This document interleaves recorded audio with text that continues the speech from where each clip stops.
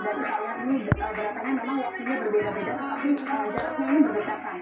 Dan negara yang juga tiba di gedung parlemen Senayan Jakarta langsung disambut oleh Presiden terpilih Prabowo Subianto.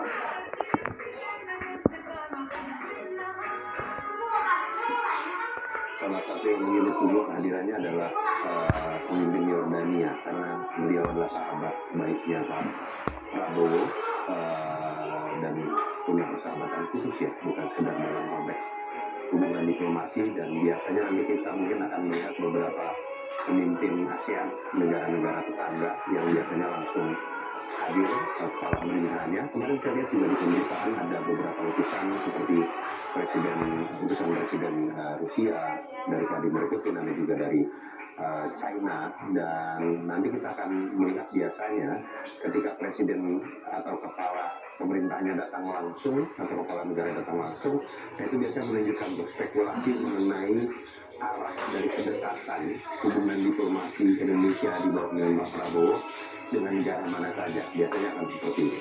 Jadi kehadiran tamu negara yang menyaksikan langsung prosesi pelantikan Prabowo Gibran ini memang ada maknanya tersendiri ya. Siapa yang datang, lalu juga nanti akan berpengaruh ke arah selanjutnya ini kerjasamanya seperti apa gitu ya Mas Medi? Ya, karena Pak Prabowo punya wibawa politik internasional yang cukup signifikan ya.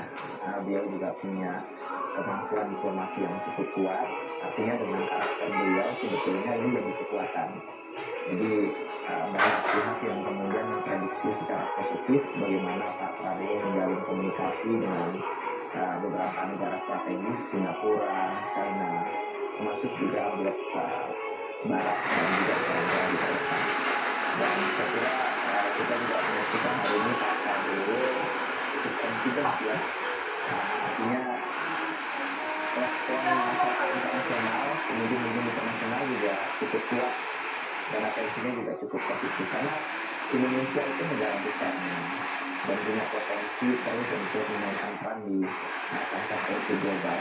Artinya apapun keputusan politik internasional Pak Prabowo juga mempengaruhi secara signifikan beberapa negara di dunia, bahkan termasuk Tiongkok dan juga di sekalipun ya. Jadi dalam konteks ini Pak Prabowo punya wibawa politik internasional yang kuat, dan Indonesia juga dilihat sebagai negara besar. Jadi pelantikan Pak Prabowo hari ini ya pasti diliput oleh banyak media massa internasional juga, dan masyarakat internasional juga menunggu itu gerakan apa yang dilakukan oleh Pak Prabowo secara internasional. Apakah keberpihakannya mengarah kepada ekonomi politik dengan Tiongkok, atau kemudian menggesernya kepada blok Barat itu ya. Ini terus terang memang kita perlu menunggu, tapi banyak pakar internasional juga ini agak was-was, optimis, sebagian juga terus membaca ya arah gerakan dan pilihan politik internasional Pak Prabowo.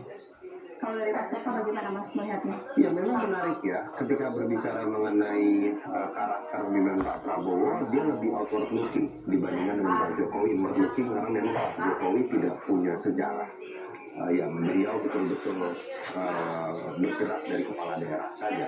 Pak Prabowo tidak menjadi presiden pun pemikirannya bisa kita baca dalam berbagai buku yang membahas mengenai Pak Prabowo sangat concern tentang posisi Indonesia yang tidak boleh menjadi followers tadi.